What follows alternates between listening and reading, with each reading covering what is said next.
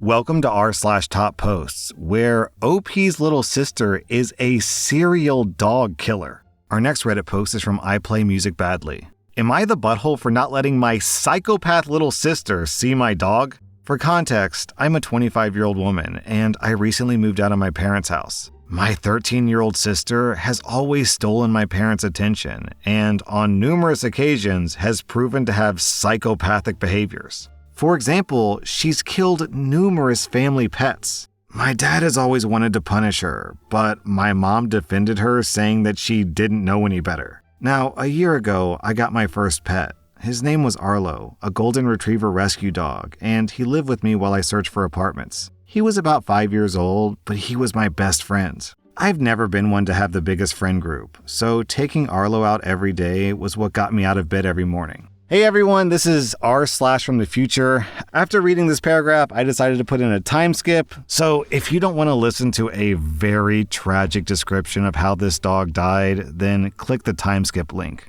One day, I arrived at my parents' house after work, but I didn't hear Arlo's distinctive bark. I thought the worst, so I ran to my room where Arlo was shaking and whining in agony. My sister had arrived after school and wanted to use Arlo as a pony, resulting in a broken spine. In summary, Arlo ended up being buried in our backyard a few hours later. Again, my mom didn't do anything and said, "She's just a kid, let her do what she wants." A few days ago, my maternal aunt gifted me a Labrador puppy, which I named Buzz. I posted a story on Instagram, but my family saw it, and now my mom can't stop texting me that my sister wants to meet him. I told her that she won't be seeing him anytime soon.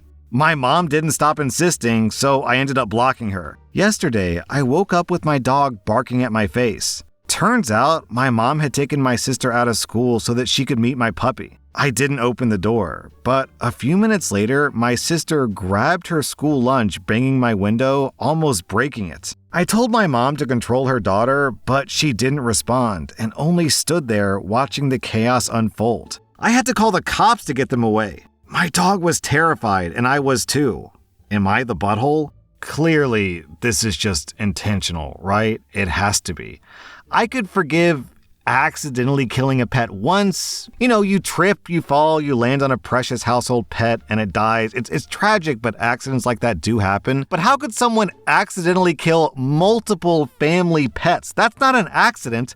That's a pattern. In fact, I think they have a term for that kind of pattern. What's the term where you kill people in like a series and you have like a pattern of behavior? It's like a series of killings, I want to say. Something along those lines. Oh, right. Serial killer. Your sister is literally just a pet serial killer. So, of course you don't let her around your dog because she's just going to murder your dog. Our next Reddit post comes from Off My Chest. I'm a 40-year-old woman, and I'm very jealous of my husband's ex. Our relationship started with an affair. I know it was wrong. Their marriage was on the rocks, and my husband wanted to end it. When my husband's ex, who's 48, learned about the affair, she didn't scream or shout at me. She was rather calm. She only asked me if I truly love my husband, and I said yes. She told me that if I'm going to be a part of my husband's life, I better treat her kids, who are 19, 16, and 14, with respect and not push them to accept me. She didn't even create any hassle during the divorce. Things were tough. My husband's parents and friends really criticized us, and his parents almost disowned him. If it wasn't for his ex, they probably would have went with it. But his ex convinced them to not cut us off. Their parents did forgive my husband, but I still feel like an outsider to them. But my husband's parents do love the one kid that I have with my husband. Meanwhile, my husband's ex has never held a grudge against me. She always pushed her kids to have a relationship with their dad. His oldest doesn't talk to him because of the divorce, and it always hurts my husband that his daughter wants nothing to do with him. The rest of them are good. They don't love me, but they're civil. His ex has never badmouthed me or called me a homewrecker. She did the best for her kids. She still tries her best so that her oldest daughter has a good relationship with her dad. I used to think that she's a silly woman for not holding a grudge. She was always nice to me. When I was pregnant, she congratulated me. And then, even though she wasn't invited to my baby shower, she sent me a diaper genie as a gift. I always felt guilty that I hurt such a pious woman. To make it even more complicated, she has a relationship with my cousin, a 45-year-old man. My parents love her. My uncle and aunt love her. Even my cousin's kids love her. She never discriminated between her kids and mine. Whenever my stepkids visit her, she always sends them back with some cookies or extra food for my son. She even met my son and treats him like her own. For the longest time, I wondered, why is she like this? Is she trying to win her husband back? I even asked her why she doesn't hate me when I was her husband's mistress. She told me that she doesn't see the point because whether or not she hates me, her marriage was over anyways. I'm jealous of her. She's not just beautiful, but also graceful. I know that I was very much younger than her when my husband started the affair, but I can say that she's much better looking than I am. Even if I took her place in her husband's life, I can never be her. You know, OP, I'll be straight with you. I would also be jealous of this woman. If I were in your shoes and I had, let's be honest, a scummy life and I were a homewrecker and I ruined the life of such a honestly amazing person, like an angel of a human being, I'd feel pretty guilty and jealous too. You gotta wonder what the husband was thinking here. Why would he leave his perfect angel of a wife for a cheating mistress? Man, I don't get it. I don't know why people do these things. OP mentions her age, that she's so much younger than the ex, but OP is 40 and the ex is 48. It's really not that much of a difference. Oh well, they say the best revenge is a life well lived, and this ex is getting some killer revenge. Our next Reddit post comes from rSlash Am I the Butthole? Am I the butthole for filing for divorce because my husband over-tightens all his jar lids? His over-tightening jar lids has been an issue since he was just visiting at my house when we were dating.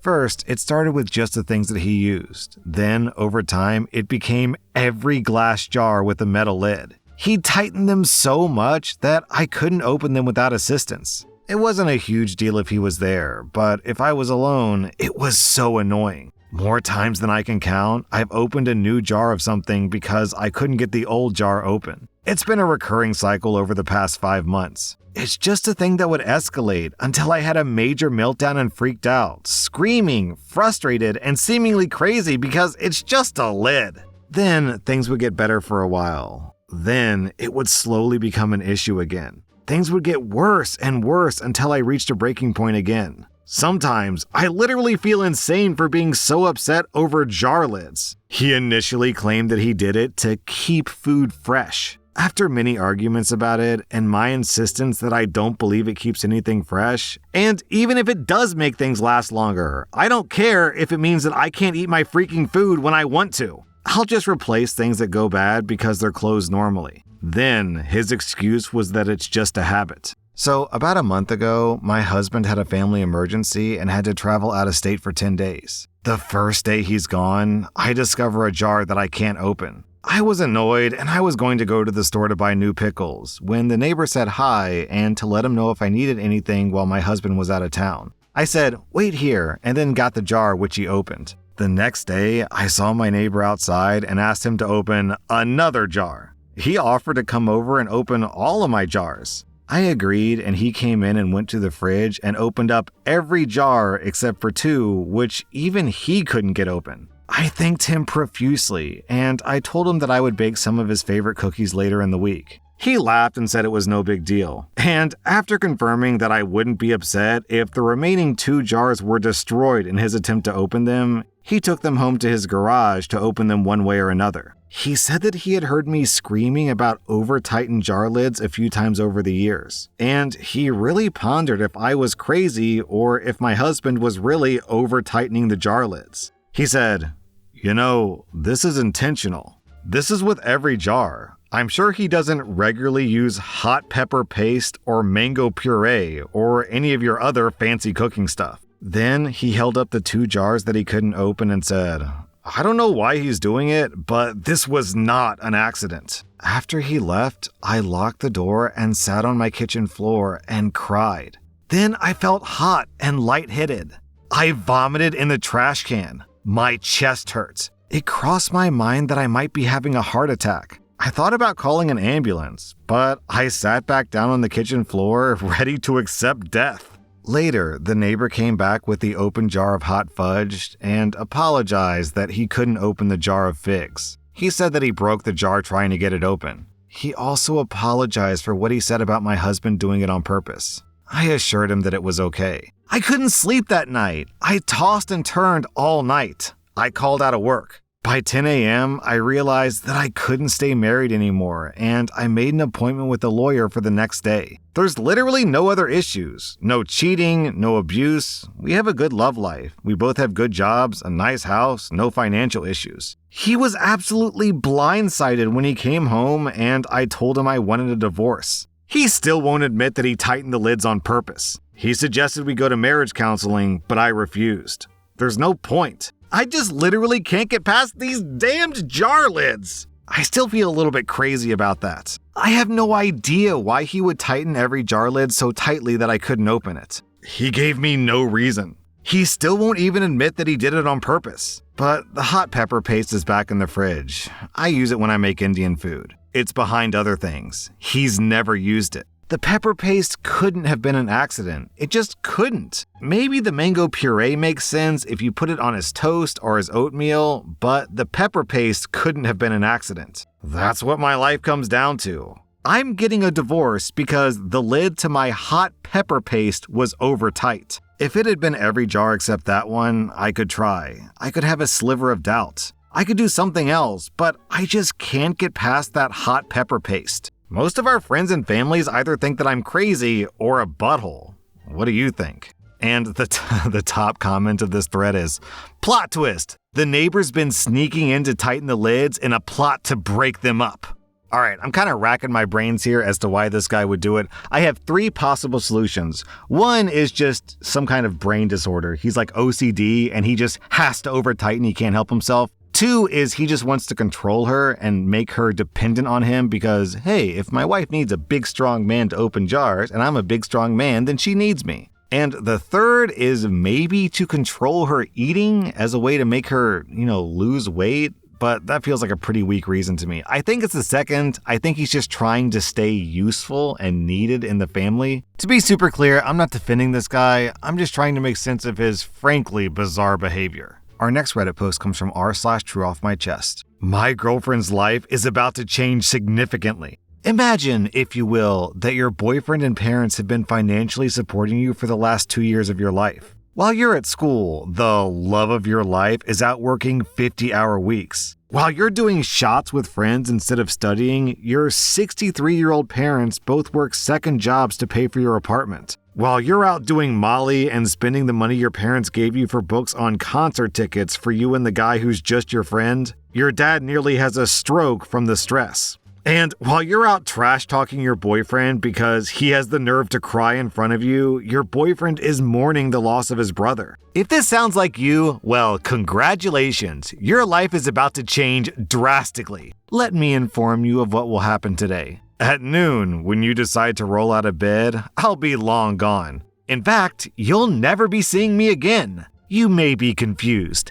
Simply locate the envelope on the counter, which will contain all the text logs of you mocking me while I mourned my brother's death, along with the nudes that you and your just a friend were sharing. Beneath those will be the bills I've been ignoring. The water and electric will both be shut off next week. And a reminder, they're in your name, so I would look into that. Also included is the email I sent to all the professors of classes you cheated in last semester, along with the write-up and evidence that I sent to the academic committee that oversees student dishonesty. You may be worried about attending university next semester at this point. Don't worry, because the account you used to fund that was emptied out yesterday. Now, you may be wondering what you should do now that I'm gone, seeing as I've been responsible for literally everything up to this point. Your first instinct may be to call daddy. I would recommend against that. At 10:30, an automated text message will be delivered from me to your mom and dad, informing them of how you've actually been spending the money they give you. At this point, you may still be thinking you can slither your way out of this. Don't worry, the texts of you drunkenly confessing to being the one who broke into your grandmother's house hours after she was rushed to the hospital so you could steal her jewelry will also be sent to every single family member's number I have access to. You may be worried, upset, concerned, and many other feelings a woman whose life is about to crash down on top of her would feel. You should. Your life is about to get a whole lot harder, starting today.